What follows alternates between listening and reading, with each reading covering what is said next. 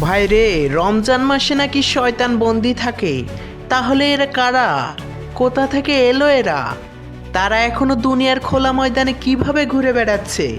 এই সব কিছু নিয়ে বিস্তারিত থাকছে আজকের এই ভিডিওতে। আজ থেকে কয়েক বছর পূর্বে হাঁটুর বয়সী এক কচি তরুণ বিয়ে করেছিল লায়লা।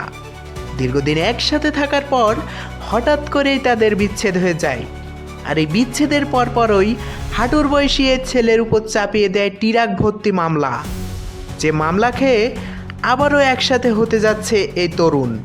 তবে তরুণের দাবি, মায়ের বয়সী এই খালার সাথে তিনি আর সংসার করবেন না। সংসার যদি নাই করবেন, তাহলে কেন একসাথে হচ্ছে এই মামুন? প্রশ্নোত্তরে বলা যায়, মায়ের বয়সী খালাকে নিয়ে ব্যবসা করার জন্যেই তারা একসাথে হতে যাচ্ছে। রমজান মাসে তাদের কাপড় ব্যবসাকে জমজমাট করার জন্যেই দর্শকরাও সাপোর্ট দিচ্ছে ভরপুর।